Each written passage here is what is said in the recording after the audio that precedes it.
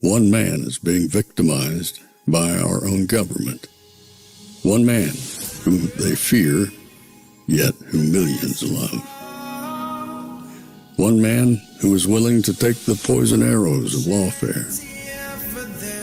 One man whose voice has been taken away by a corrupt judge operating in a corrupt system. One man who has been ridiculed and insulted. One man who refused to back down. One man who refused to back down. One man who refused to back down. One man who stands between us and them. One man that wants to see America protected again. One man who wants to see America prosper again. One man who understands that a man is a man and a woman is a woman. One man who understands and protects the blessing of life. One man who wants to restore American exceptionalism. One man who once again wants to make America that shining city on a hill for all to see. A place where all the people of the world glowingly set their eyes upon. America. One man who unashamedly wants to make America great again. That one man is Donald Trump.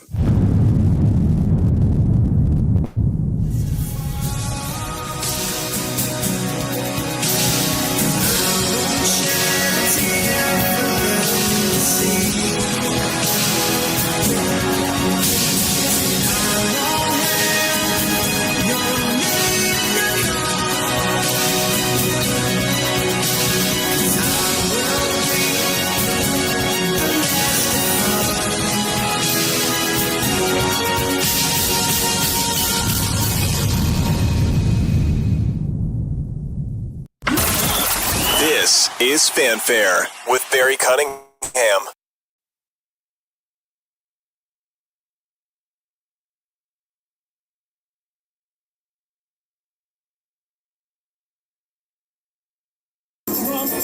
Everybody they know, they gonna vote for Donald Trump, that's the way it goes. All over America, all over the USA, they voted for Donald Trump, that's what I'm trying to say. Election is over, everyone can see. Donald Trump is now the president of your country. Election is over, everyone can see. Donald Trump is now the president of your country. I want to make America great again. Woo! I want to lower the taxes. I want to bring all American business back from overseas back to the USA, baby. There we go. Ooh, yeah. Donald Trump is now president of your country. Election is over. Everybody can see. Donald Trump is now the president of your country. Election is over. Everyone can see. Donald Trump is now the president of your country.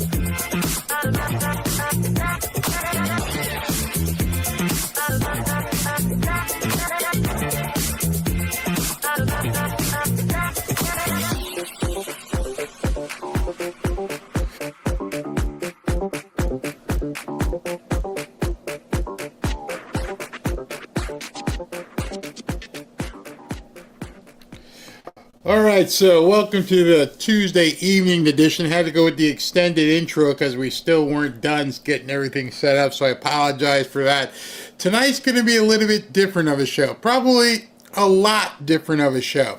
There's some things going on in the Trump world that you personally, if you learn, if you understand, if you're willing to take the time to understand what's going on and what he's actually proposing, it could be very, very, very lucrative for you personally. Yes, he could indeed make you rich. Now, I want to caution everybody because so many people get upset at people who want to be rich, and I'm going to just leave it at this. That is going to be your decision to make, to define what is rich. What is rich to you? Is rich meaning you can buy a new car, you can rent or buy a new house? Does it mean you can help your wife or your other significant other go back to school? Does it mean you can buy a boat? Does it mean you can do all of that combined? Everybody's going to have their own standard for the word rich. Everyone's going to have their own standard for the word wealthy. It's up for you to determine that. Nobody else can determine what you consider to be rich. It's a phrase or word rather that gets people all kinds of discombobulated. In fact, it does also make people somewhat uncomfortable because they're not used to talking about it. That suit doesn't fit well. Those shoes are kind of constricting on the feet. It's not comfortable. Because if it's not comfortable, it means you probably aren't used to it. And it doesn't feel quite right settling into wanting to be rich. You've been told by so many people, every Democrat, millionaires and billionaires are bad. It's not true. The money doesn't make you bad. It's what you do with it and how you treat people. You can have as much money as you possibly could garner and still be quite the, butthole. Or you could make money, help other people, do what you want to do, live your life, and it's fine. I personally love it when I can help other people improve their situation in life. And maybe that makes you rich. I just want to go from living in a 2-bedroom house to maybe a 4-bedroom house. Is that possible? Yes. And luckily, and I don't understand why, but we're under the administration of a president who wants to see that happen. And nobody talks about it. In fact, I'm going to show you some things tonight that I'm probably pretty sure you've never seen, and it's completely 100% public. It's like an area of boll weevils and dust bowls because people never go there. It's never promoted. You have to know to look for the stuff I'm going to show you tonight. And so I'm going to try and be very, very, very top level. I'm sure there's going to be a ton of questions. And when JJ, not Pastor JJ, Attorney JJ is joining us at about 8:30, and he's going to talk to you about the legal side of things and take questions. This isn't going to be the typical Rumble jump over where we play music. I anticipate people are going to have a lot of questions. So we're going to talk, and I'm going to show you things, and I'm going to take questions. I want this to be, as I've been telling you, participatory in nature, not dictatorial. I don't want to tell you do this. I'd like to field questions from you. And in those questions, I would like to see, okay, here's what you'd like to know. Some of you guys are going to be further along on your journey or knowledge than others. Others have probably never even thought of it. In fact, I put up a poll. Let me see what this poll says. Thus far, it says, have you ever thought about investing in real estate? Believe it or not, 60% of people said yes, but 40% of people have said, no, I've never thought of it. I should have reworded that. I should have worded that by saying, have you never thought of it but are interested in doing it? Because that's the difference. If you've never thought about it and you could care less, then this isn't probably going to be for you tonight. Right? We can get back to some of the political stuff tomorrow, but tonight we're going to talk about how real estate can change your life. If you choose to make it change your life. If you want it to change your life. It might not be for you. I'm just the last time I'm going to say it, and we're not going to apologize for helping people improve their financial situation, wherever it may be, whatever seat you have on the spectrum. And understand there's going to be people in the chat who may be flat broke. Don't even know tomorrow how they're going to afford groceries. And you still can invest in real estate. There are going to be people who have probably a lot of money and who have bought gold from Lear or something, done well in life. We're like, you know what? Now's the time I'd like to start doing these things. And I'm going to make sure everybody on either end of that spectrum feels comfortable. And that nobody here is going to think you're stupid. Nobody here is going to think you're greedy, or they won't be here. I'm pretty sure SV, Beth, Roar, and Rage are like, blip, you're done. So I want to, we've cultivated a community here that is not an audience. It's an actual community of people who want to speak to each other. So I'm going to start, and I'm going to go slow. And if it goes well, we'll have another one of these, and we'll go to an advanced, or more advanced, not even advanced, but more advanced dive into different things. And then if we need to branch off and do it on a completely different channel, that's fine as well. So, without further ado, the reason why I'm saying that President Trump is all for this, because this is where President Trump came from. So I guess the best place to start is the genesis of the Trump real estate empire. The man, in case you didn't know, came from real estate. He basically helped build the New York skyline, New York City skyline. He wrote the book, The Art of the Deal. And he goes through a number of those different deals that he did with different properties along the way. And one thing that the left doesn't know is they like to, focus on the bankruptcies that his companies have had. He hasn't had a personal bankruptcy. Because some deals you do will flop. It's going to happen. Some deals you will not make money, you will lose. But in the end, you want to make sure you have more good than you have bad. So I'm going to show you something right here, and this happened tonight. This is really interesting. He's been talking about this and talking about it, and of course doesn't get talked about on the news at all because they don't want you to know. So I want you to look at this, and it says, our great mortgage agencies, and you can see on the bottom, that's 6:25 tonight, an hour ago he posted this. Our great mortgage agencies, Fannie Mae and Freddie Mac, provide a vital service to our nation by helping hardworking Americans reach their dream, the American dream. I'm going to stop right there. Fannie Mae and Freddie Mac provide a vital service to our nation by helping hardworking Americans reach the American dream. Do you even know what Fannie Mae and Freddie Mac are? See, a lot of people don't even know that. We can stop right there. Maybe you didn't if you bought a home, maybe you didn't have Fannie Mac or Freddie Mae Freddie Mac and Fannie Mae involved. But they are federal guarantors of mortgages, meaning if you get a mortgage and you get a federal guarantee and you default, the government steps in and pays the mortgage to the bank, which makes it easier for you to obtain a mortgage. So that's the first thing you need to understand. It says, I am working on taking these amazing companies public, in big capital letters. But I want to be clear, the U.S. government will keep its implicit guarantees, and I will stay strong in my position on overseeing them as president. These agencies are doing very well and will help us make America great again. So why would President Trump be looking to take these agencies public? Well, what happens when you go public? You raise more money. And the more money you raise, the more he can guarantee. So this is very smart, and it's one of those things that should be a duh. Why haven't they done that? Duh, I don't know. Well, probably because Democrats and most of our politicians aren't businessmen. They're not entrepreneurial in mindset, and they don't think too much about how other people can prosper. They love insider trading, but they don't talk about how you can prosper.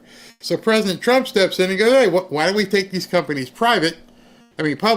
We'll sell stock, we'll raise money, we can guarantee more mortgages.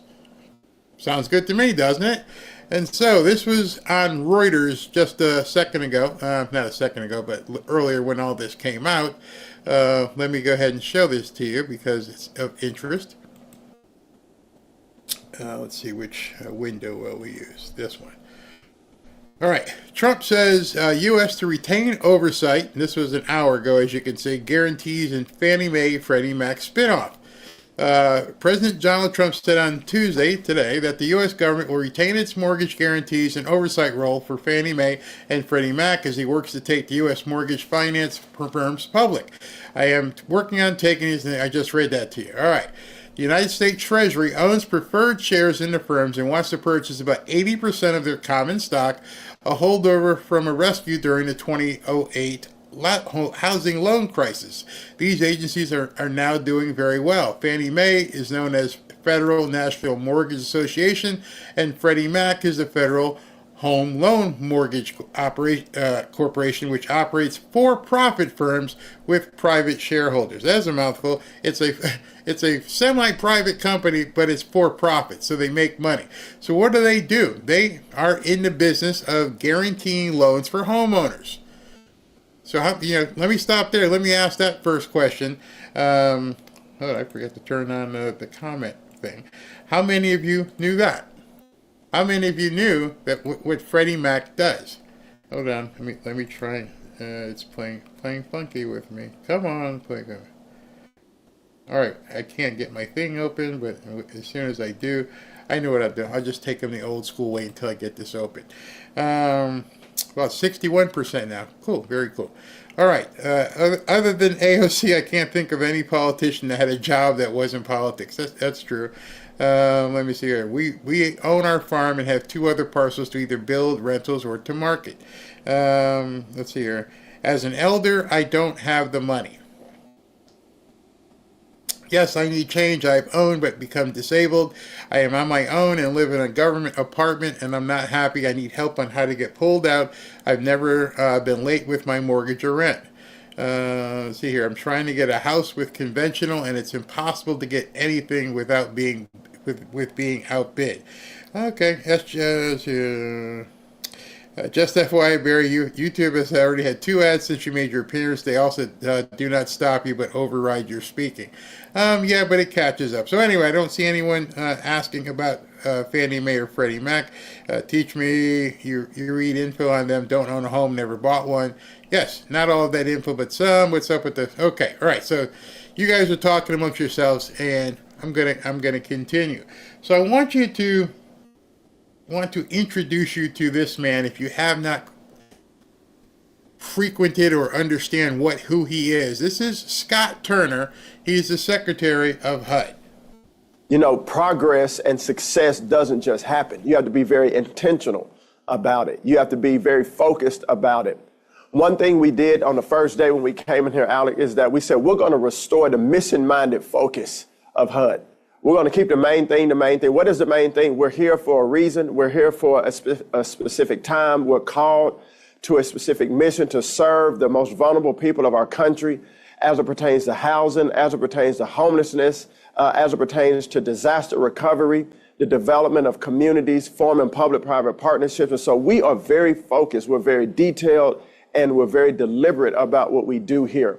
And so when you look at the accomplishments, such as tearing down burdensome regulations like the affirmatively furthering fair housing rule from the Obama-Biden era, to take down this zoning tax, if you will, that was established here in Washington picking winners and losers in local communities. We took this rule down in order to restore flexibility and restore the power back to localities, because every city, every community is unique.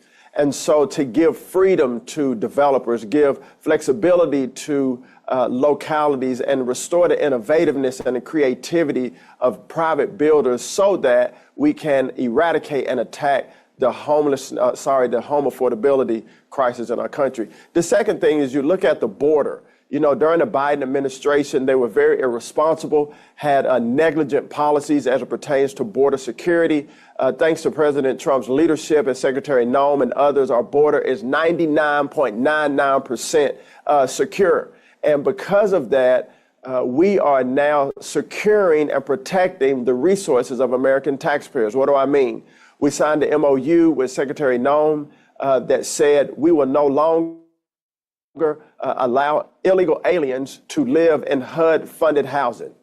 Our only priority at HUD is the American people, American citizens. Our taxpayers expect us to be good stewards over taxpayer dollars. And so now with this MOU and this partnership, we are ensuring that American people live in HUD-funded housing. Also, with this partnership, it's a data collection emphasis to understand who's living in housing that's funded by HUD. And our FHA insurance, our FHA-backed mortgages, which is also backed by American taxpayers, we took out the non-permanent residence category out of the FHA. The Biden administration turned a blind eye to this. So now if you are an illegal alien in our country, you can no longer receive an FHA-backed mortgage. This is only for the American people, American citizens. And so those things, along with taking down the equal access rule to ensure that we restore biological and biblical truth when you enter a HUD-funded facility, for example, a women's homeless shelter, that you're entering at your sex at birth. A female shelter is for females. A male shelter is for males. And so we wanted to take this rule down to protect the women of America and ensure that when people enter into a HUD-funded facility, they are entering in at their sex at birth. Also taking care of our veterans across our country. Last week, we announced $2.2 million in our HUD VAST program when we were at the Oneida Nation in Wisconsin to make sure that our homeless veterans or those facing homelessness are able to be taken care of. And so, Alec, those and so many more, but I'm proud of the progress we've made.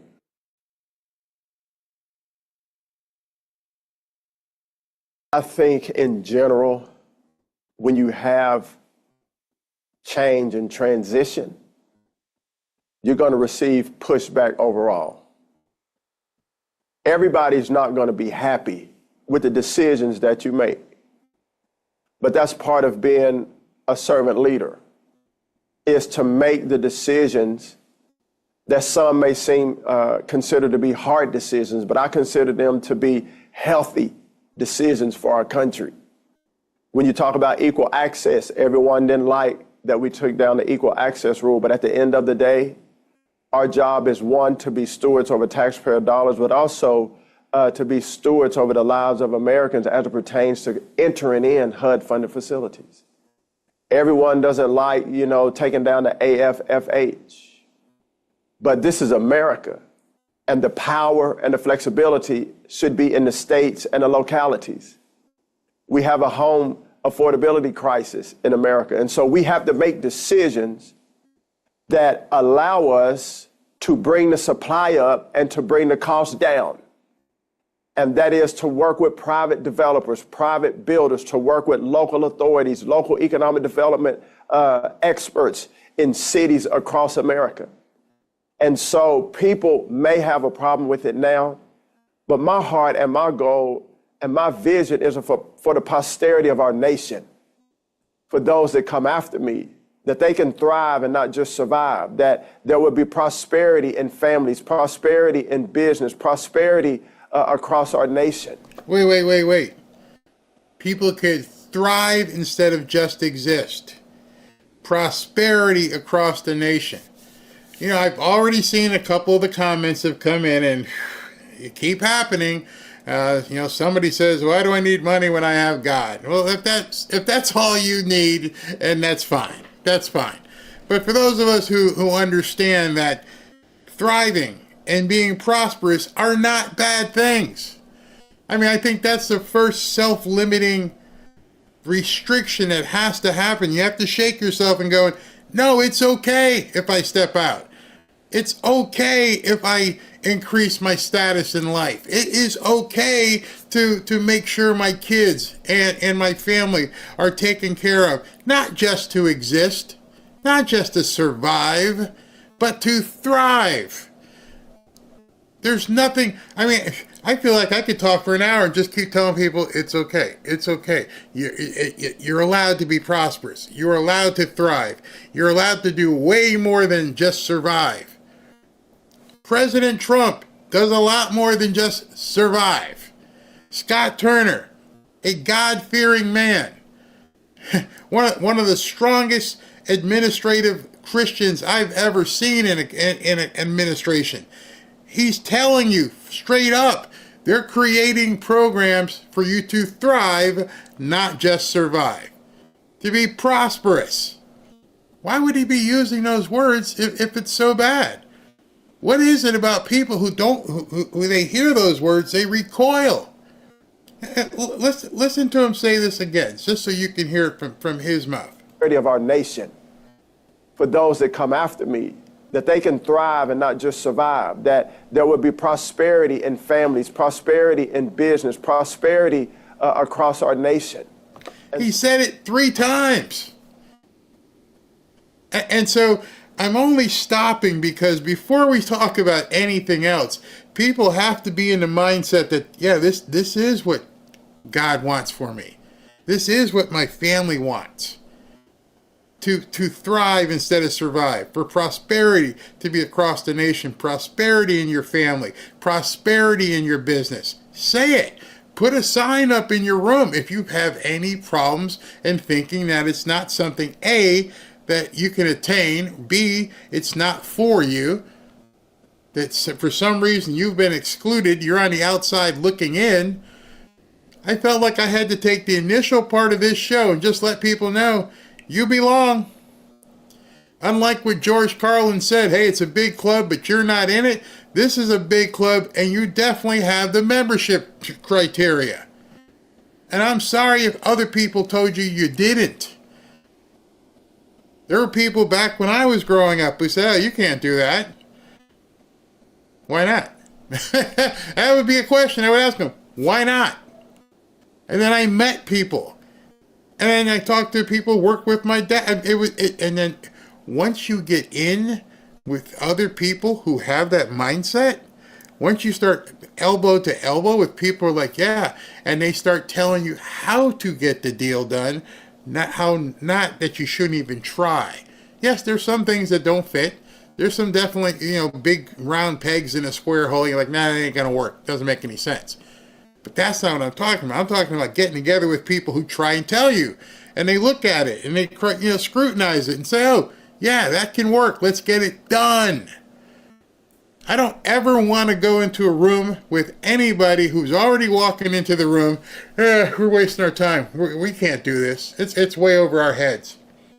I can't. It's not for me. It's not meant for me. I don't want those people in the room when I'm going into a deal.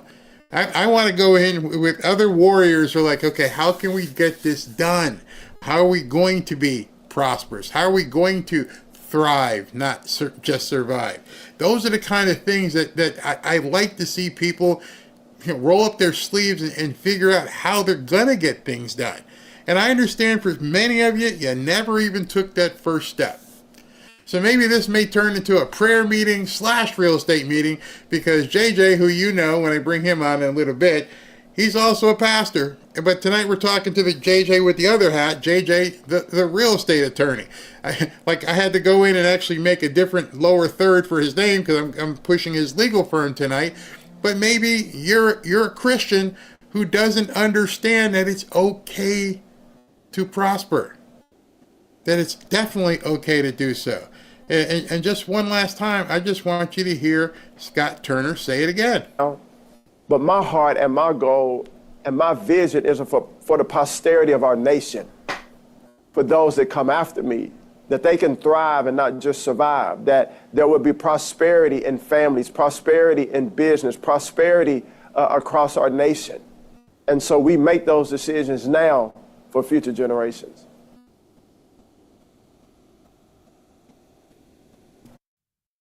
You think about work requirements.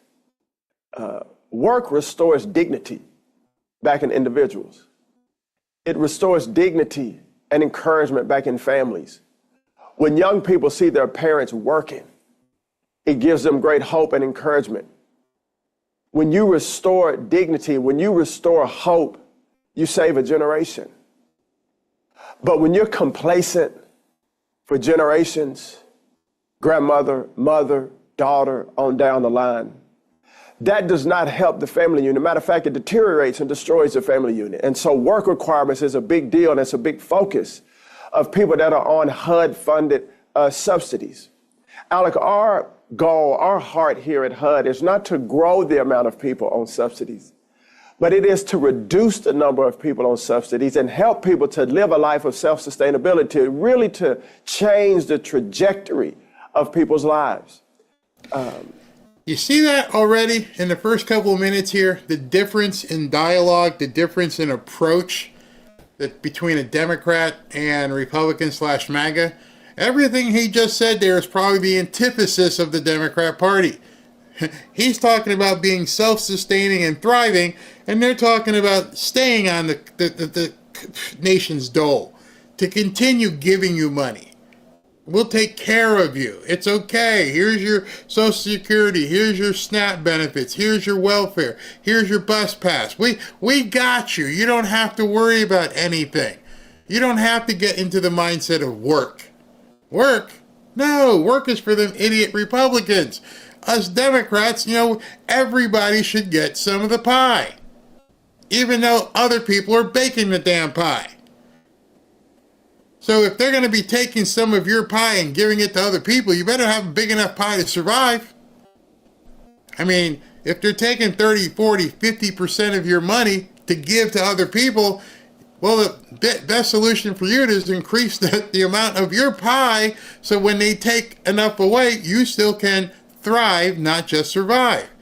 And President Trump is trying to stop that, while the Democrats do nothing but try to continue and perpetuate that constant need for the government to pay people.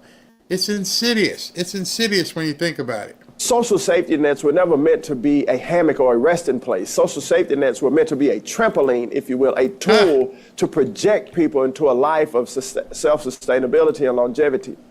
And so that's something that we will be concentrating on going here forward, these next 100 days, if you will, because we don't want to grow the size of government. We want to shrink the size of government. We want to increase public-private partnerships as it pertains to building affordable housing. When you talk about homelessness, working with faith-based institutions, nonprofit organizations that are actually doing the work on the ground, that have their hands to the plow and their feet on the ground, that are literally turning out data and results every day serving the American people. And so that's going to be another focus going forward here in the next 100 days. All right, so now that you heard that, I'd like to see, I see you guys are talking in the chat. How many of you have ever been to his website? And some of you may be thinking, I didn't know he had a website. Well, this is also going to dovetail to some of the people who said, God tells me I don't need anything. Okay. Well, let me see which of my windows would best pull this site up, because there's so much for you to take a look at here. Which one looks at it best? All right. This one. This is the HUD site. If you haven't been there, it's free. All the information on here is free. You can begin getting your feet wet and just understanding the nomenclature and the different programs that are available to people just by coming to this website. And notice his quote right here on the front page. God blessed us with this great nation, and together we can increase self-sufficiency and empower Americans to climb the economic ladder towards a brighter future. That's on the home page. That greets you as you get to this government page. It's the first thing on here. We want to empower Americans to climb the economic ladder towards a brighter future. Not my words, that's Scott Turner's on HUD. So if you understand that President Trump is putting in mechanisms and tools for you to improve your life wherever you are on that spectrum, it's up to you to begin going to a site like this and going through it as much as possible so that you can learn the various things on here. I can help you, JJ can help you, but until you have that footing underneath you to begin saying, okay, here's what I want to do. Here's how I want to do it. So let me show you some of the wealth of information that's just on this site that you guys can go home over the next couple of weeks, because I'm saying weeks, because it will take you to learn that much. Here are helping Americans, that one there. And then as you go through, opportunity zones, what that is. But the most importantly that you might want to check out is, where is it here? This link right here, Helping Americans, which is the same, I guess, as this here. You can click here. And then look what happens when this opens up. There is a veritable cornucopia of all kinds of different information, not just for people who need financial help in terms of experiencing homelessness or housing choice vouchers, but everything from finding a HUD certified counselor, current HUD residents, help with home ownership, affordable places to live, find state resources wherever you live in the country. There's all kinds of things. You just have to begin sucking it in and reading. And so one of those things is, and this is what I want to buy a home. Down here, I'm facing foreclosure. I need help paying my utility bills. I need to pay off my FHA loan. So these are more of the people who are experiencing problems, affordable places to live, things of that nature. But at the very top of this was the programs for you. I want to buy a house. Learn about FHA loans and other frequently asked questions. Like an FHA loan's going to ask you like what kind of credit you need, what's your down payment, and things of that nature. Home buyers right here. Okay, let's see. I'm trying to find. Okay, partial claims, home buyers. Probably be in here. It's going to tell you. How can FHA help me buy a home? And of course, you click it here, it's going to tell you the different programs that you have. Look at all this information here. Now, many of you know what an FHA loan is, but did you know that most of the FHA loans, which is, I guess, not Fannie, but Letitia James is just finding out, are just for homeowners? But did you know that there are many, many, many homes for sale, or programs rather, that you can get for, investment purposes? So oftentimes this could be one of the first places you stop to find out how you can get an FHA loan. And if can a person have more than one FHA loan? Let me see if they've got the different programs here. Or is this just to qualify for a loan? These are just the single ones. So if I let me go over here and do FHA multi family. All right, so what are FHA multifamily loans and who is eligible? What is an FHA multifamily loan? And most people don't even know these exist. FHA multi under the federal mortgage credit and all this other stuff for owner occupiers, you're not going to own it unless you're going to house hack. House hack is a good way to start. You buy a duplex, you live in one side, and you rent out the other. That would count here. So, what do you qualify? Refinance a home, purchase it. How does an owner-occupied FHA multifamily loan work? And it goes through the entire thing. Certain aspects for applying for an owner-occupied multifamily home of 4 units or less are the same as applying for a single unit. So this is what Letitia James was probably trying to get into, and she committed fraud. All right, so now you're digging into the details here. For a lot of people who think they can't get it done. Ready for this? Income. As with any mortgage, the first items a lender will look in determining your income are your W-2s, your 1099s, your tax returns. However, you also have a special appraisal done when you're using rental income to qualify, called a 1025. All right, so this is probably the first thing right now that people are sitting back going, what the hell does that mean? Well, let's say you bought a triplex, or not, just keep it simple, a duplex. And let's say the duplex, the mortgage payment on it is going to be $2,500 or $3,000 a month. And you're thinking, my income, I can't possibly afford $3,000 a month mortgage payment. What HUD and FHA allow you to do is count the income from the rental next door. So let's say now you're going to charge the people next door $1,500, and yours only has to be $1,500. So now you took a $3,000 mortgage, you just cut it in half. Or let's say the mortgage is only $1,500 and you charge them $1,500, you live for free. House hacking. Look up that term. A special note on 3 or 4 unit properties that they have to generate income equal to or greater than the mortgage monthly payments. You add those up. Now you get into credit. You need a median FICO score of at least 580 to qualify. Newsflash, 580 means you pretty much have to be able to fog a mirror. There's probably not many people in this audience who have a 580 or below credit score. You're probably, if you've been paying your bills on time, you're probably going to be able to buy an FHA loan, and all you've got to have is a 580 credit score. And if you've experienced foreclosure, it only has to be excluded from the previous 3 years.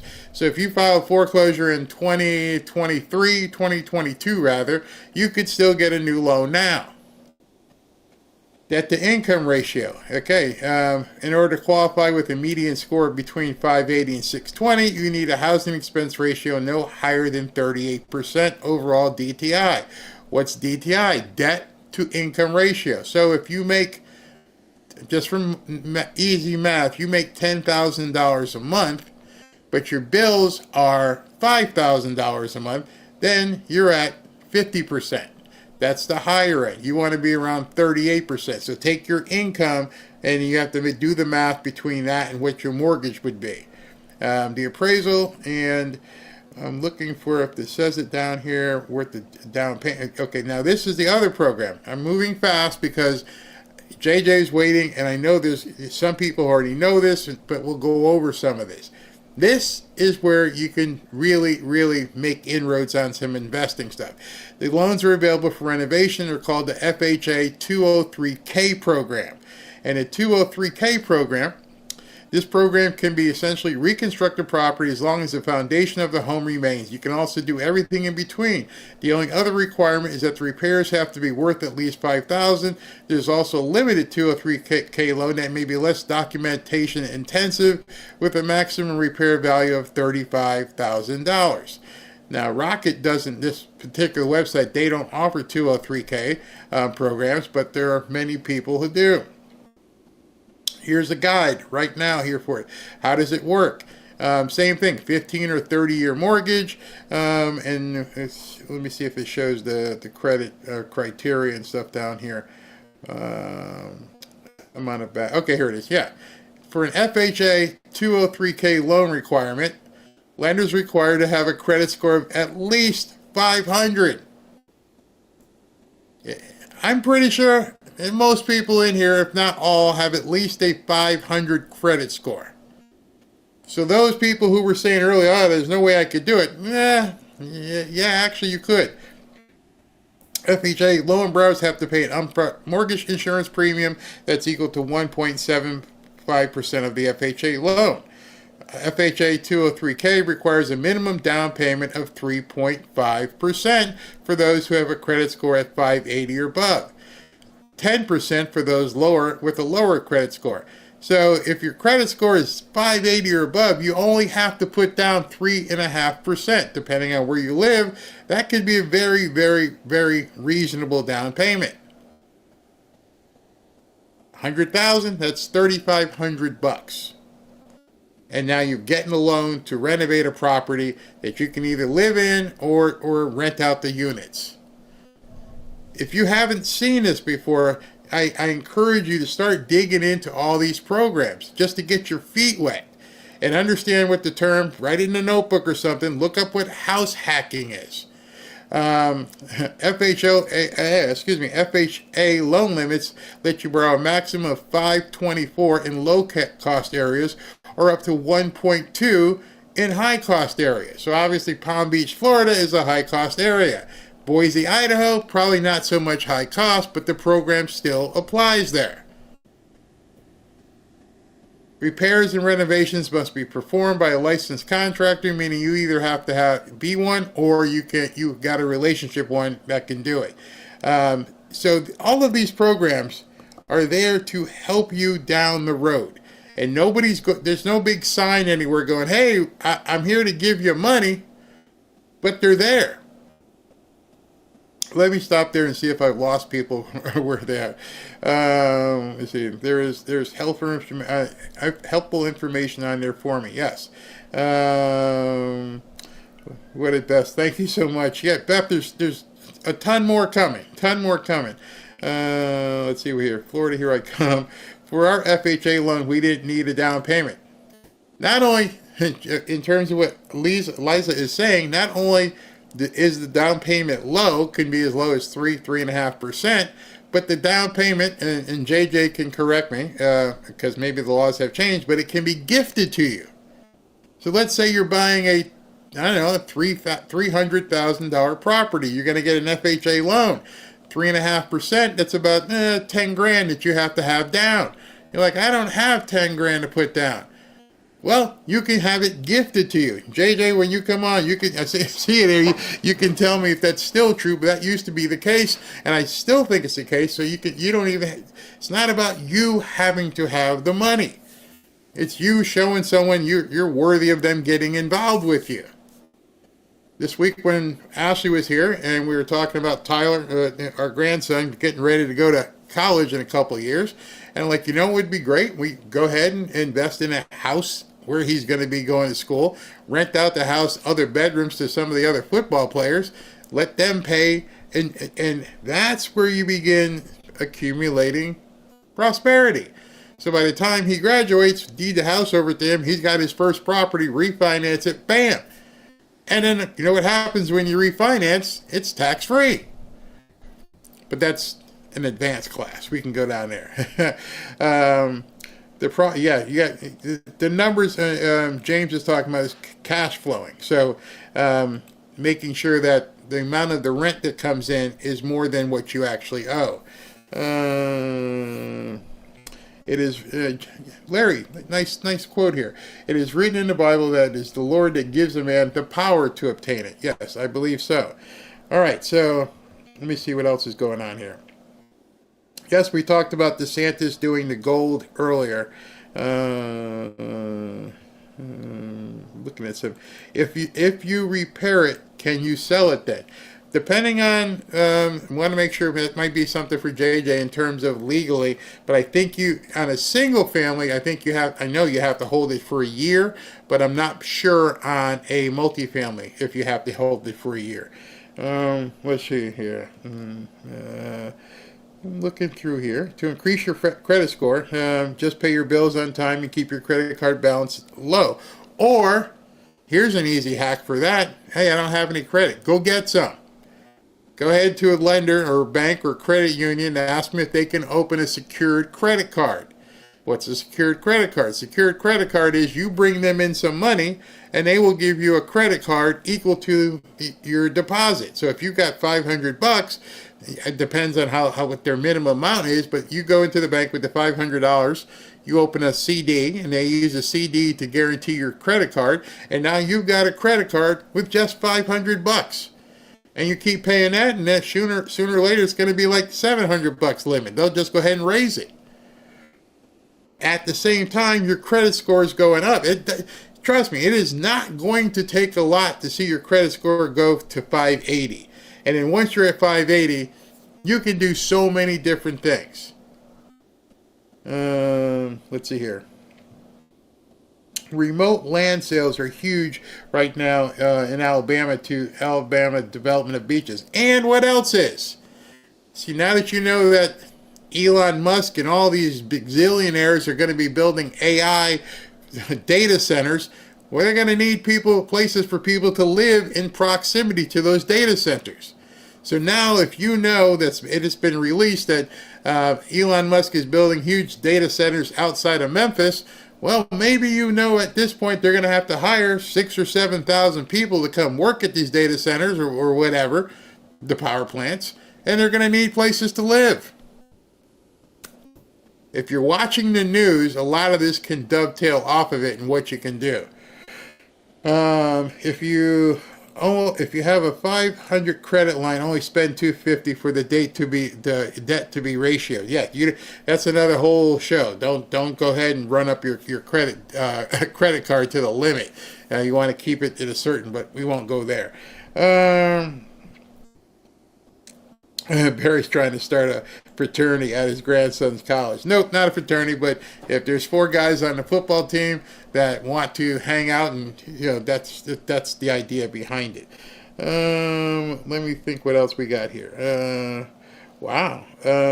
Both my scores are 726 and 656, but my history isn't that great. So, you get with a credit counselor and maybe call HUD. I believe on the HUD website, there was actually a credit counselor link on here. Let me just see. And you bring up a great point, is to begin looking and understanding what you need to do. Yeah, here. Let me pull this over wrong way. Right here is find a HUD certified counselor. So now you can actually talk to somebody. It says here, a HUD approved housing counseling agency can offer you advice customized to your housing needs. The bottom line is, with all of this, what you're lacking isn't what you think you need. People think, I don't have any money, I don't have any credit, because they don't either know their credit or they don't know what it takes to buy the home. What you're lacking is knowledge. What you're lacking is the ability to understand what you need to get it done. And it may not happen next week or next month. But if you say to yourself, I've got a 550 credit score, I need to get it to 600, I'm going to do this with credit, I'm going to get a secured credit card, I'm going to make sure my bills are on time, so that, by January 1st of next year, I should be in a position to look at buying something. And so you put together a financial plan. The example I just gave you is Ashley and I were talking about our grandson, my grandson, her son. He doesn't graduate for 2 years. And so we're planning with that far out in advance without really knowing where he's going to go. But depending on where he ends up playing ball someplace, we'll know in that area to hurry up and look at something when it becomes time. But we're planning now. So the first thing that Scott Turner said in terms of being able to thrive and enjoy prosperity is to plan for it. This isn't a lottery ticket where you're just going to scratch off the label, instant millions. That's not how it's going to work whatsoever. I'm going to play something from our sponsor, and then when I'm back after our sponsor interview, this is from Home Title Lock. I spoke to one of their marketing reps, and he's talking about what you guys can do if you go ahead and buy a property, how to be sure you don't get yourselves in trouble should somebody decide to steal your title from under you, which can happen very simply because the people at the county recorder's office they're not really in charge of enforcement.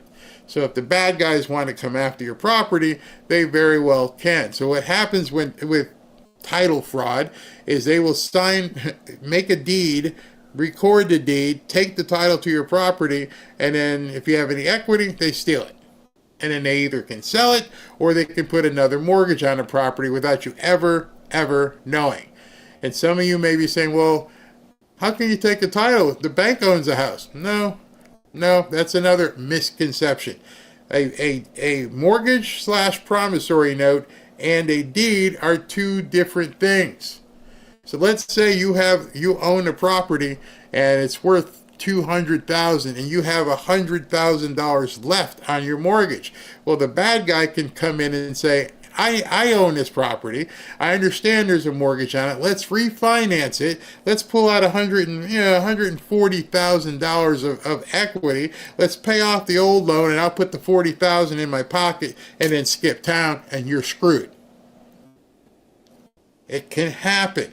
So the Home Title Lock, who is working with me on this show, I'm going to play this, and then right after that, I'm going to take a few questions. Then we're going to do the jump over, and then we'll bring JJ in for any further questions. So hang on and watch this quick interview. Well, mortgage fraud comes in many flavors. The Mortgage fraud, the mortgage fraud where your title is actually or title is transferred from your name into the bad guy's name, is very easy to accomplish because of weaknesses in the county recorder's system. Criminals take advantage of that. So with a forged signature on one document, that document stamped with a fake notary stamp, you can order off the internet, and then paying the filing fee and filing that with the county recorder's office, your home is transferred out of your name into the bad guy's name without your knowledge. And most of the time, the bad guy doesn't want your home. He wants the equity that's in your home, and he drains your home of all that equity by taking out loans on your home. And then he disappears and sits on sandy beach somewhere drinking one of those drinks with an umbrella in it. And you, the homeowner, are left holding the bag, trying to explain that you're not responsible for the debt that is not being paid because of the loans taken out on your home. And so how do you protect yourself? Well, early warning, early notification is the best way to protect yourself. You and I can go down, or we can log into our county recorder's office and look at our title on a daily basis. You can log in at 10 o'clock a.m. and the bad guy can log in after you at 10:05 and then steal your title. The best way is to be notified when a change is made to your home's title. That's where Home Title Lock shines. Okay. Home Title Lock monitors your home's title 24 hours, 7 days a week. They have what's known as their $1 million triple lock protection.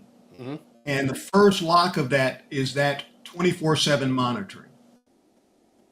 Now, the second lock of that triple lock protection is the urgent alert you receive when someone makes any change, the smallest of change to your home's title.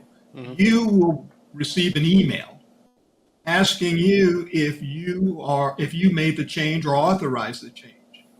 If not, that's when that third lock of that triple lock protection kicks in. Because at that point, the title restoration, Home Title Lock has a US-based team of title restoration experts. Okay. And they will walk you through fixing that title fraud and restoring your good name back onto your home's title. And they will spend up to $1 million to make sure that happens. Once this is discovered, once somebody finds out, if they don't have something like Home Title Lock, and they find out that the home's title has been changed, this isn't something likely you're going to be able to fix on your own. You're not going to get any help from the county. No one's going to say, hey, fill out this form, go here, do that. So you're going to have to hire an attorney who understands how to quiet title. And that can be quite expensive, a lot more expensive than what Home Title Lock is going to be. Is that true? Am I speaking truth here? You're speaking truth. That dentist I mentioned to you who discovered he had been the victim of title theft, he went to his attorney and the opening amount was $8,000 in real estate attorney fees. Yeah, absolutely. He was shocked, even though he was living in a $3.4 million home. Yeah, he didn't like having to pay $8,000 just to get his home's title back into his name. And go ahead. A lot of states they're starting programs where they alert you if you opt in and sign up for their service. You opt in, they will call you tell you when someone alters your title. However, that's where it ends. They won't tell you how to fix it. They won't help you with the attorney fees. You're on your own.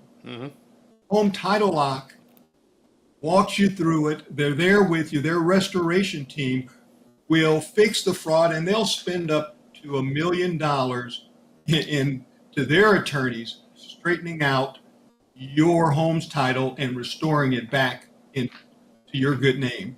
That's what they do. Most people, when they purchase their home, it's an ordeal.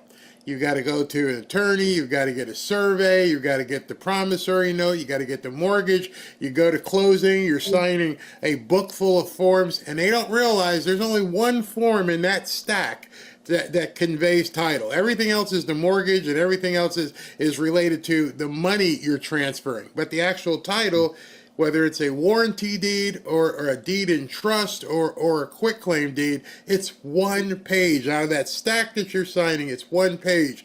And the bad guys only need to file that one page. They don't need to go through a closing. And I think that's where a lot of people are confused. Wait a minute, when I bought my house, it was a big thing. We had attorneys and we had paralegals. Yeah, that's because that's mostly to secure the mortgage. And one last question, James, and I'd love for you to answer this because some people don't understand. They don't understand that the title / deed and a mortgage are two separate documents that don't interact. One is a promissory note, the other one is the actual deed to the property, and somebody can still take your home even if you have a mortgage. A mortgage doesn't mean you own the property. It means you owe somebody money. Isn't that correct? That is absolutely correct. And you will continue to make payments on your mortgage, and your home could be in the bad guy's name and be sold again without your knowledge. Yeah, and the worst part about it is the mortgage company doesn't care. They've got you on the hook. You applied for this mortgage. They don't care if someone has stole your title. Their only job is to collect money from you. And so don't think that, the mortgage company, they'll do something. They already have all your information, your bank account information. They're going to continue to collect. That's what they're there for. Hold on. Let me just make sure I got this all correct. Yep. Okay, we're good. All right, so I'm going to be talking to you more about home title lock in a bit, but right now I'm going to go to break and we're going to get JJ on, and then we're going to break. We're going to jump over to Rumble, but we're not going to do music. We're just going to talk more about real estate. So I'll be right back.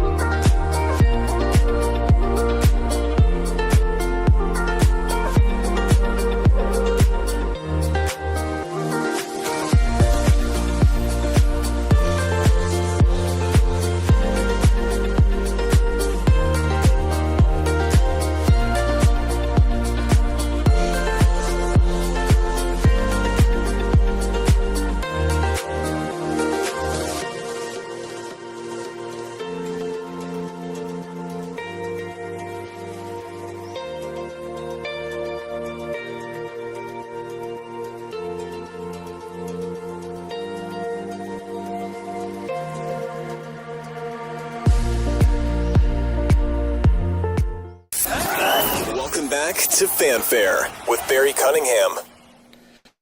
All right, so we're going to spend some time taking questions and going through some. Like I said, I wanted to make today a very, very easygoing way to get involved here so you guys could understand some things. And I think my biggest objective I wanted to let you know is, one, you don't need a whole bunch of money. Two, you don't need to have a whole lot of experience if you go through HUD. And number three, the biggest thing I think at this point, especially if you're new and don't understand, is education, but being able to talk to people who know what the heck they're doing, who can guide you through that purchase. And you know, it's not free. The people at Home Title Lock, that's not free. If you're going to get a title agent or an attorney, they're not going to be free. But the attorney or title agency that you're going to be work with, that's the cost of doing business. And you just have to build that in. And again, not being able to afford something yourself doesn't mean that you can't get other people to be involved with it and partners and everything else, which, well, let's just start talking about it and shooting the breeze and taking some questions on how to actually get going with this. Don't feel defeated. I mean, I can give you so much more, but I'm like, I just want to get you to baby steps right now. So let me bring JJ on, and he can answer some of your questions as well as we go through this. And where'd Mr. JJ go? Where's my? Okay, here he is. My bad. There you are. You there? I'm here. What's up, Barry? How Hey, are you man. doing, sir? Good, very well. So, JJ, everyone who's come to our channel before has seen you here as with the other hat, the pastor hat. Tell everybody what you and who you are from a legal perspective, which is a lot different than your pastoral pursuits. Yeah, so relevant to the conversation of the day, I've been a practicing attorney since 2003. So what's that, 22 years now going on as a practicing attorney, primarily focused in the areas of real estate business and estate planning. And, I've been running my own firm for, I want to say about 18 years now.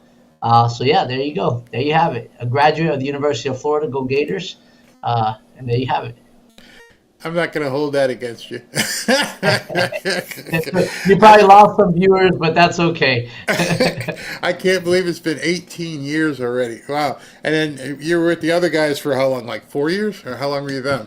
About 5 years over there. Yeah. All the right, balance of that for about 3 or 4 years. Yeah. So 20 plus years in the legal profession, as well as being a pastor and a father and a husband. So all that good stuff all wrapped up. So let me just ask you the first question, because I'm sure, just like I've talked to people about tax things, what's the difference between having a title agent handle your closing or real estate business and a lawyer who handles your closing and real estate business? Yeah, it really depends on the area you're in. It's more of a custom or a practice in the area. For example, like down here in Florida, you have the option to use either a title agency or a title company, or an attorney who does title work represent you. In areas like New York, for example, obviously we've got people who are tuning in from all over the place. But in areas like New York, they're not really used to having title companies. They're used to attorneys doing the closing. At the end of the day, the main functions of the title closing agent, the title company, is to review title, make sure title is clean. In other words, when you buy the property and you're now the owner of the property, you are in fact the owner and nobody else has a claim against that property. So what they do is they review title, study the title, make sure there's no outstanding mortgages, liens, and stuff like that. And then they will issue what's called a title insurance policy. So the title insurance policy then says, hey, Barry, you bought this house. You're now the owner of this property. And if anybody comes out of the woodworks and says, hey, I'm the owner, you've got an insurance policy that will defend your interest as a title holder to that property. So to go back to your question, you can have a title company or an attorney who issues title insurance policies, handle the closing for you. But the key is there, right, to make sure you have somebody reviewing title. I know we're talking about a bunch of different topics as I've been watching. So hold on, let's do it this way, and it'll make it easier for you. I'm going to do a mock transaction, which will help them with questions as well. So my first I'm going to go out. I want to do a deal. I've got some financing behind me, or partner, or myself, and I want to find a piece of property. So I have found 123 Smith Street, and I think it's a good deal. Am I going, and I already know the answer, but I want people to understand. Once you think that this is where you want to go, at what point should you bring an attorney or a title agent in once you have a target? Yeah, so once you have a target, really, it depends on who you're working with, right? So if you're an investor working with a just by yourself, buying for sale by owners and things of that nature, then you probably want to bring the attorney in early on to be able to help you with maybe the drafting and the review of the contracts. If you're working with a real estate professional, a real estate agent, right, or a real estate broker, then once the offer has been presented and accepted on the property you're looking to buy, at that point, you want to kind of get that title agent or the attorney involved, because now you have a deal, right? Hold on, you got to back up, because you are so well versed, the two of us. So I'm playing completely stupid here. When I go to look at this property that has a listing on 123 Smith Street, does that real estate agent work for me, or do they work for the seller? So if you have the right real estate agent, they should be working for you, right? I mean, at the end of the day, there are different roles that the real estate agents have. Mm-hmm. Some real estate agents are what we call listing agents, and I don't want to say represent the seller, but in theory, they represent the seller first, because they're the ones that put that property on the market. Mm-hmm. And then you have agents who will work with buyers who are looking for properties that are already on the market. Okay, mm-hmm. Most realtors are doing both sides. Mm-hmm. Okay, but if you've sat down and you've started working with a buyer's agent, mm-hmm. that buyer's agent should be working for you. I mean, theoretically, in each state's a little bit different, but in the big picture, that buyer who represents you, they owe you the responsibility of fair dealing, mm-hmm. honesty, integrity, and all that other good stuff that their license dictates, right? Mm-hmm. So to the question, if I'm working with a buyer agent, if I have exclusivity with that buyer agent, then they only work for me. Mm-hmm. If they're not under some sort of exclusivity with me, then they might represent the transaction, in which case they owe a duty of fair dealing and honesty with both sides. Mm-hmm.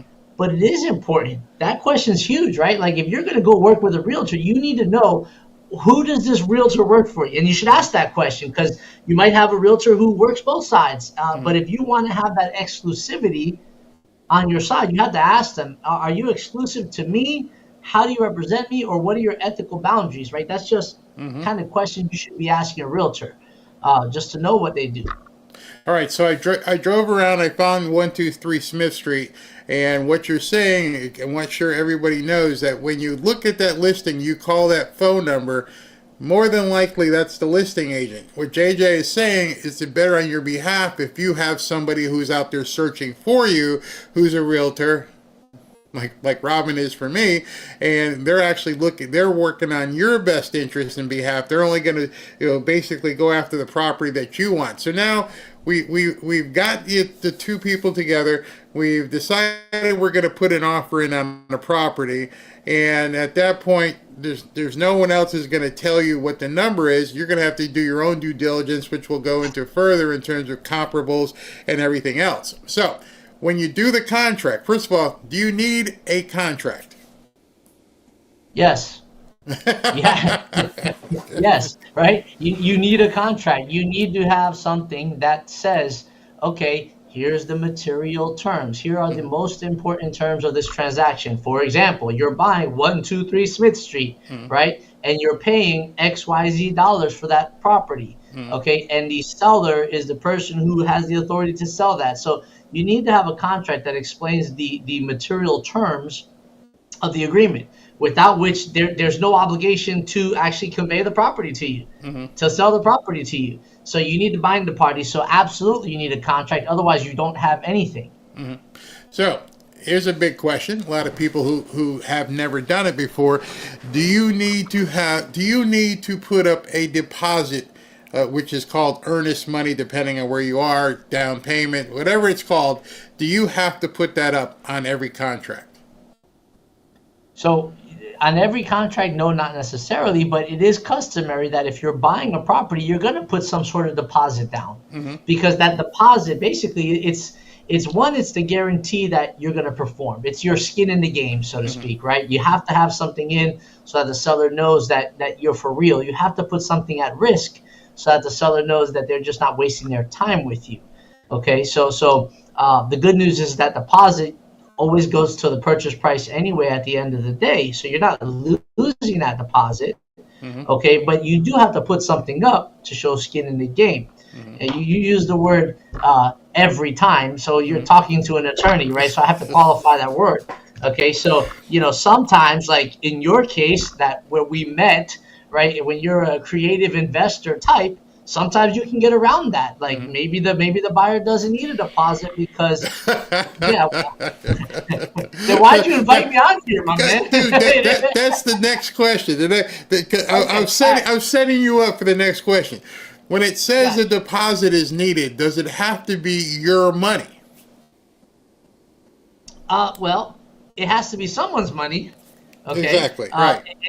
And it can't be someone's money who doesn't know you're using their money. Okay, because that's illegal. So if I've got my buddy that has disposable income and he's willing to put up money for me because whatever, we have some sort of agreement, or then yeah, I can. It doesn't have to necessarily come from my bank account per se, Right. but it does have to be money that can be dedicated to that purchase. It can't just be money that is some sort of slush fund. It needs Right. to be separated for that actual deal.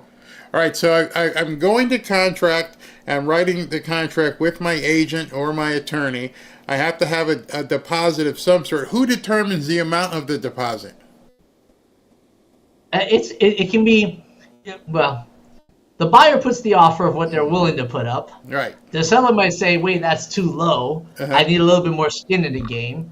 Okay, but oftentimes, like somebody put in here, maybe it's 2 to 3%. Really, it's custom based on your area, right? It's also custom based on the purchase price.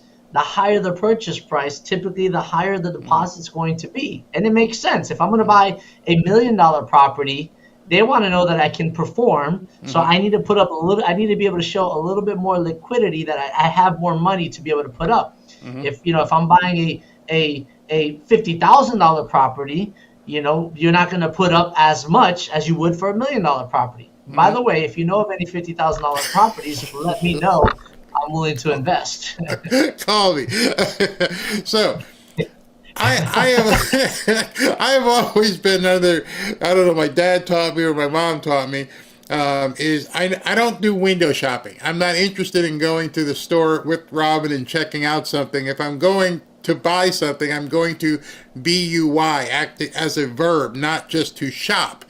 So in that instance, what do people need to do, and how can they make sure that they can afford or purchase the property that they're going to try and buy? Because many times realtors will tell people, just put a deposit in, and then we'll get it accepted, and then go get the money to actually buy the property. What's the best way in terms of being a buyer instead of a shopper? So here's the reality. As a buyer, you need to know how much money you can afford, how much house you can afford, right? So you should never be going to look at properties if you don't know what you're going to qualify for. You went through the whole HUD presentation and the qualifications for a loan. You have to talk to a lender. You have to get, let's just call it a pre-approval to not go too far down that road. You need to have something that says, hey, I'm qualified based on my credit score, based on my income, based on my my financial situation in the bank to buy X amount of property size, okay, X amount of dollars, because I might be wanting $1 million property, but I might only be able to afford the $50,000 property, right? So too many people go shopping and then they see something that they like, but they might not be able to afford it. That's problematic for all parties involved. I know if I go to look at properties with my wife and I don't know how much I can afford and she gets excited about a property, I have a problem on my hand, right? So I need to know what my buying power is before I can go out there, so that I know the areas that I'm looking in and the values that I can look at. So once I have my pre-approval and I'm ready to put the contract in, and somehow I have a deposit and I have all these elements of the contract and I put the offer in, is there any way is there anything that I need to have in this contract to protect me? Just in case I don't like it, just in case we find out that there's something wrong with it.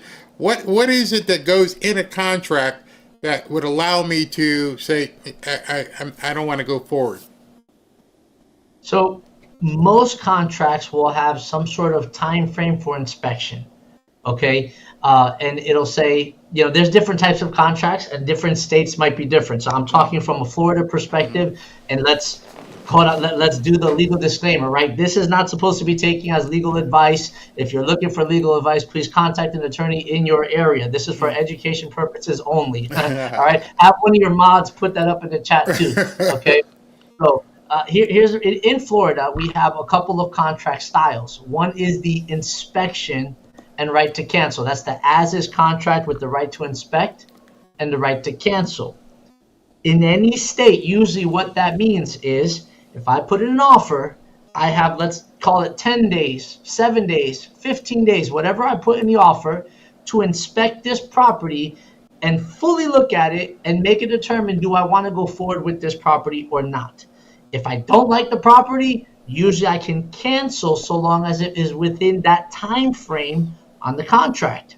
That's like an as is with right to inspect, right? You have your diligence period. Then you might have contracts that are subject to a percentage of damage, right? So if I look at a property and it says, okay, so long as the repairs on this property do not exceed 2% of the purchase price, okay, then I'm going to move forward. If it goes past 2%, then we are either going to renegotiate in good faith or we cancel the deal. Okay, so the nuances of the contract, they matter.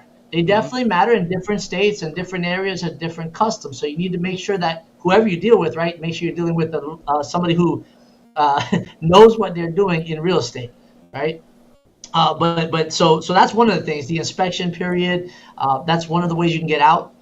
Every contract that's worth anything, okay, unless it's, and you and I, we've seen some really bad investor contracts over the years, okay? So unless it was just put together by some investor group trying to sell you on some investor program, and it's just a hot mess of a contract, mostly every contract will have clauses in there that say that the seller has to deliver the property in a marketable way, meaning clean title, right? You can't have stuff against the title. Once you give me the property after I pay for it, I need to be able to resell it. That's marketable title.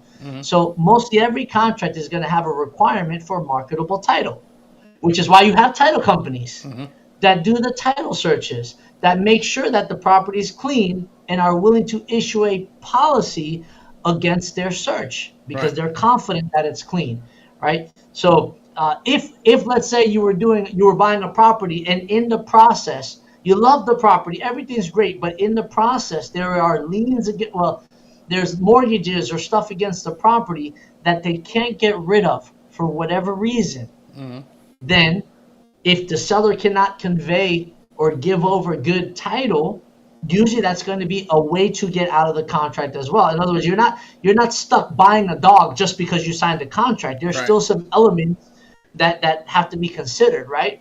But again, it's all the contract in your area and know who you're dealing with. This is obviously this is going to, there's people on here who are seasoned. They know this stuff, right? We're giving like this kind of a higher level, superficial kind of overview of what to look for if you're trying to get into the market and you're looking to try to get by, just to kind of understand that process. Well, see, the thing, JJ, when I look at it, it's like I'm not a baker. And if somebody said, hey, go bake an apple pie, I would need to have the directions and the recipe in front of me. And so basically, I've tailored tonight to be the recipe.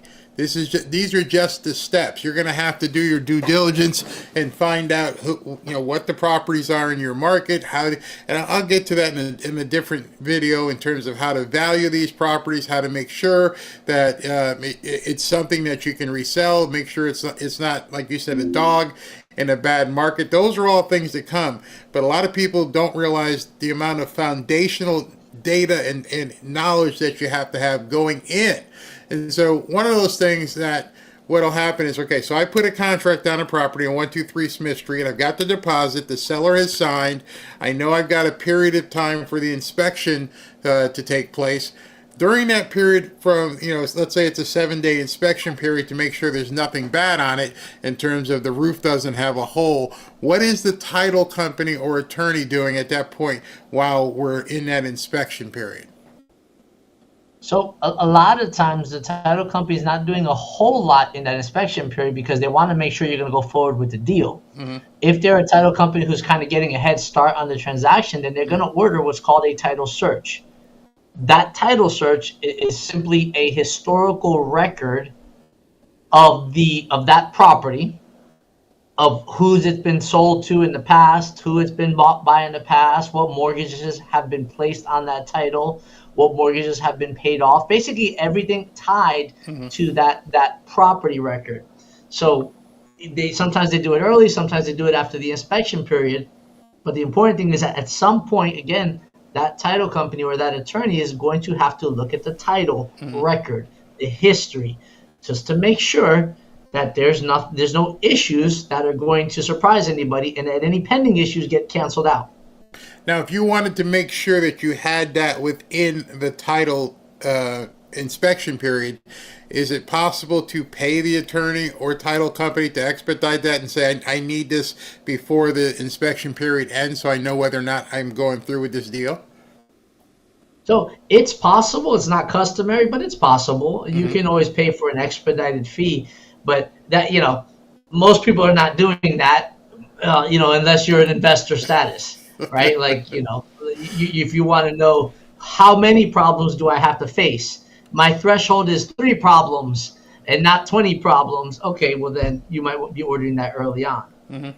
Now, understand, you guys watching, eventually if you get into this, you would see JJ or a title company, all the information that they're going to grab is pretty much going to be on the property record, and you can, once you see a couple files, you can begin doing your pre-title search on your own. I mean, you won't be able to see everything, and the tools that guys like JJ use to dig in and make sure there's just not an old water bill or lien for a fence or something from 6 or 7 years ago. But you can get a good handle on some of the stuff is there. So I've gotten my contract, I've gone through my inspection, I've got my pre-approval for the mortgage. I'm ready at this point to go to closing. Pretty much a done deal, right? I mean, look, so you've got past the inspection, you've done the title search, you've met the requirements of your loan approval. Okay, so if you're buying with a loan, I know you were talking a lot about that with HUD earlier, you have to meet the requirements, right? You have to get updated documents to your lender, make sure that they've got you that final approval. And then once you've got the final approval, the title company or that attorney will now say, okay, we're ready to go. They'll schedule everybody in, you sign a bunch of documents, and then the closing occurs. You'll have what's called a closing statement. That's where all the numbers on it. You see exactly what you're spending, exactly what you have to pay for, and what you're paying for, and that serves for tax purposes. So you want that document, that closing disclosure or closing statement, and then the seller signs their document at some point, and then property is transferred over to you. Where's the money come from? Well, it depends. The deposit's coming from your bank account, okay? Right. Whatever your down payment is, and most loans have a down payment and then a portion that's supported by the bank, right? So we call that the loan to value, okay? So if I'm putting 10% down and the bank is financing 90%, then the 10% is going to come from my bank account, or it's going to come from, you mentioned earlier the possibility of, let's say, like my parents might have a gift for me that they want to give me 10% towards my new home, okay? And then the bank finances the 90% or whatever the ratios are. So all of that you're going to find out if you're somebody who's listening and you've never purchased a home. All that you're going to find out by sitting down with a lender and really figuring out what is your capacity to buy. They're going to ask you, how much do you have in your bank now? How much you earn? All those questions, and if for whatever reason, maybe you don't have money saved up for a purchase, but let's say you've got great income, right? You got a great job, but you just don't have money saved. They're going to ask you, is there a source from which you can draw on? Is there a family member who's willing to give you a gift to help you buy this? Because we know you can afford it. You just haven't saved up enough time for it. Instead of coming back in a year or two, let's figure it out now. So, the money's going to come from somewhere. But that conversation early on, I tell, if you're a realtor on here, right, don't work with a client who hasn't gone to a lender yet, unless they're paying cash. Right. Just don't waste your time. Why would you? That just doesn't make any sense to me. And if you're going to buy, if you're a buyer, don't set yourself up for disappointment. You might need to see what you have to do, get your credit score up, get your savings up, whatever. If you're a business owner, maybe you don't have enough years as a self-employed business owner to be able to qualify yet for a loan. Okay, there's just so many factors that go into it. You have to sit down with a lender early on if you're going to be getting a loan. If you got the cash, then sit down with somebody who knows what they're doing, an attorney or really good real estate agent. So let me take a few questions if there's any questions here. You guys got any questions? Let me see if I can find any here. Okay. What kind of loan do I need to start a small business out of a pre-owned building? If you're not, are you buying the building? Because if you're, otherwise you're looking for a business loan, which is completely separate. So I'm not sure that would be something we're going to get into. I have a rental property in Georgia and got sucked into the solar panels at the time. I'm not sure if that's a question. Usually the real estate agent would send the client to the loan officer they typically work with for a pre-approval. Now, yes, they could do that, but again, it's your loan, so you should be shopping as well, because at that point, depending on where JJ, how do I say this, the points and everything. Again, if you're not working with someone on your behalf, there may not have your best interest at heart. Is that the best way to say it? Yeah, look, I'm a fan of shopping around services, but I'm also a fan of being loyal to people who've done a good job for somebody I know, right? So talk to your friends, talk to your family. Have they worked with somebody that they know outside of just who your real estate agent's working with? Not most people are probably good, honorable people, but then you do have obviously those that are, getting a dollar under the table and they don't represent your best interest. So you need to make sure you are shopping around and asking the questions you have to ask, right? But I love a great referral. Talk to your friends. Who did they use for their loan? All right, so we're going to go to Rumble, and obviously the questions will be different there. But what JJ and I have been talking about is basically a conventional purchase. Everything you've heard thus far is based upon if you were going to be buying a home, because more than likely if you're buying a conventional purchase, your mortgage company is going to say that you, probably can or can't rent it out, and they're also going to tell you how long you have to hold it before you're allowed to rent it out. You want to make sure that's in there. But when we come back after the break, we're going to talk about non-conventional loans in terms of investors' property. So if you understand a transaction thus far, look for the property, find the property, put a deposit on the property, get the contract written, make sure you've got your pre-approval for finance, go to your title company, submit the contract with an inspection period, and then go to closing. That's all conventional. And a lot of that stays the same in a non-conventional investment property, but I'm going to go into a little bit more detail with JJ, and we're going to talk about, from an investor's perspective, how that transaction is a little bit different and why it's something that you may be able to take advantage of. So I'm going to play the break music, and then when we're done with the break music, we'll be on Rumble only. I see. So let me just... Hey, JJ, here's a question. Let me put this first up. What if I have money for a down payment but currently not working due to taking care of my baby? Will I be able to buy a home? Well, that's going to depend on the mortgage broker that you use and who he's shopping the mortgage to. Is that correct, JJ? So, first of all, it's not a stupid question, right? It's just, it's a great question. It depends on what loan programs are available in your area. Loan programs are always changing, right? So you might have another thing that allows you to qualify for a loan. What that thing is, I can't tell you. But typically speaking, even though you have money for the down payment, you still are going to need to demonstrate the ability to sustain the payments going forward. If you have enough money for your down payment, and let's say to sustain you for 6 months or a year on the mortgage payments, you might be able to get a loan going, maybe with a cosigner. It really just all depends, right? At the end of the day, the bank just wants to know that if they give you this money, you're going to be able to pay it, that they're not just going to end up into a lawsuit and have to take away the home now.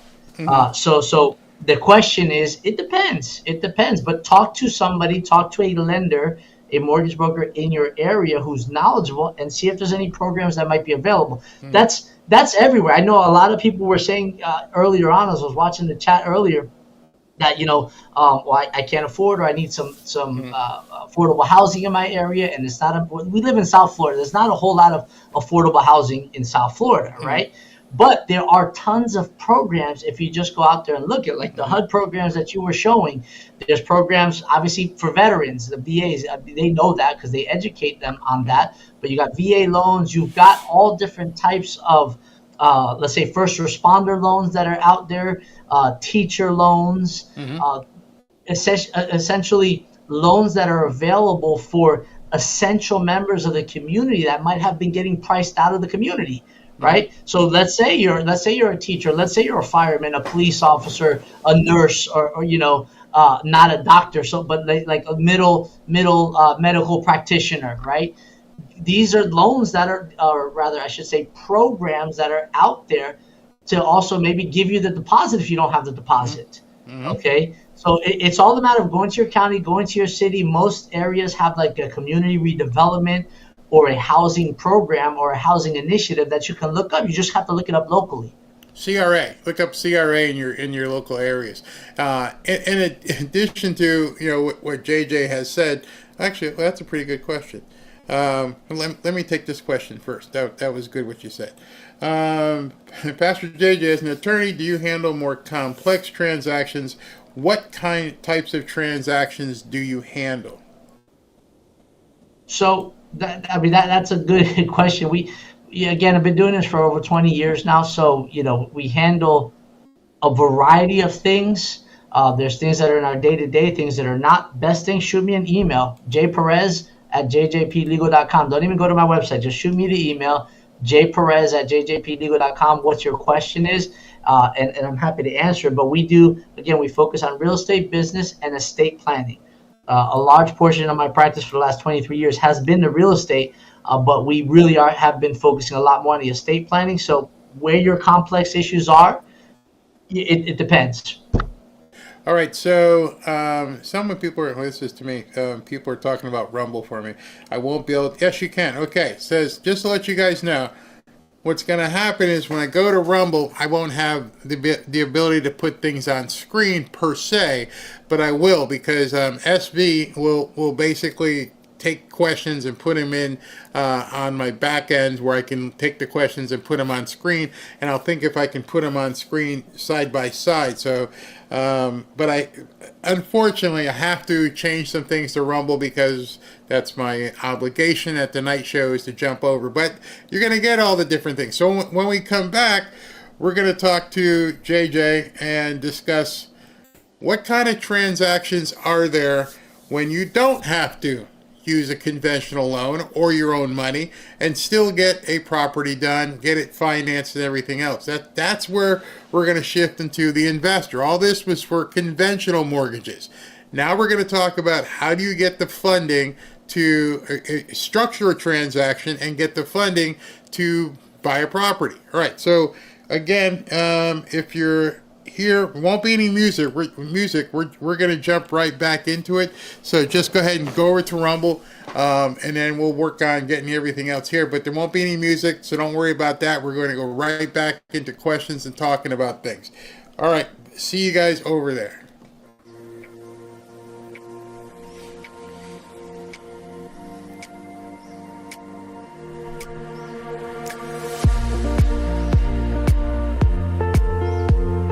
Oops, thank you. Thank you for reminding me. Somebody said, look at the super chats first.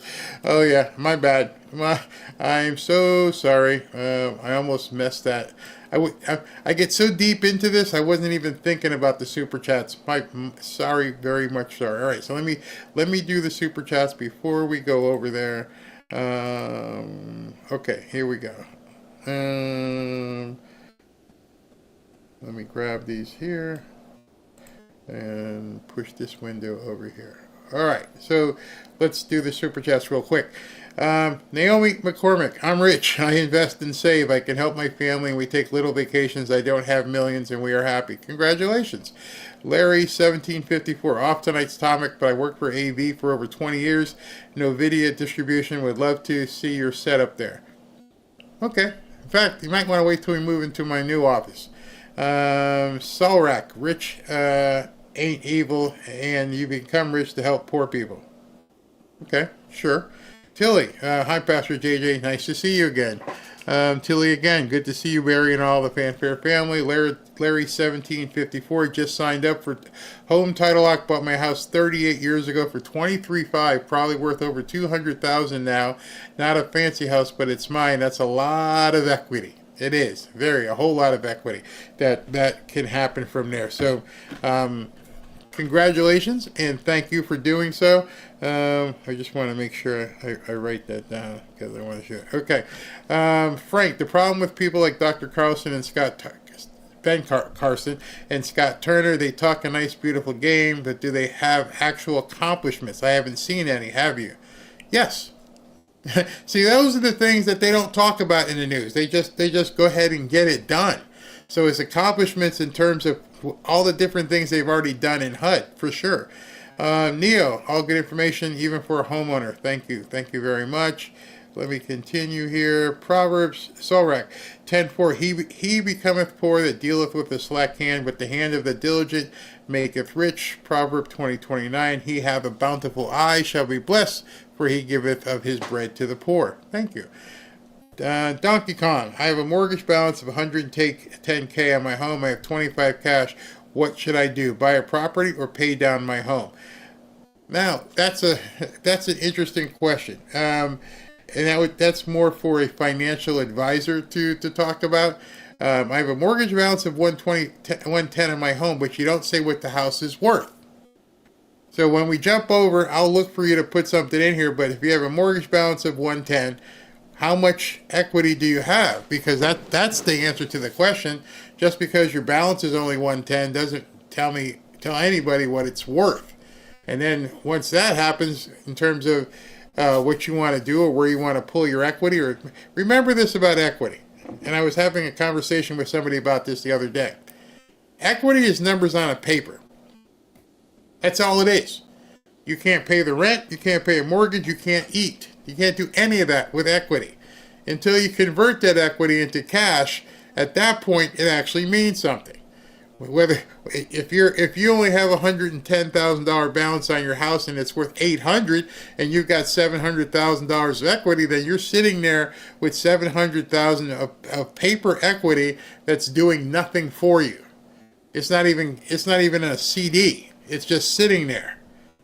And then it may sit there until you pass. Who knows? But what your planning and strategy is. But a lot of people can conflict equity with the actual ability to have that cash in hand. And then if you don't have a strategy for that cash in hand, you don't want to tap into the equity. So it's like catch-22. But in any event, thank you all for everything. All right, so I'm going to go ahead and push over to Rumble, and I will see you guys over there.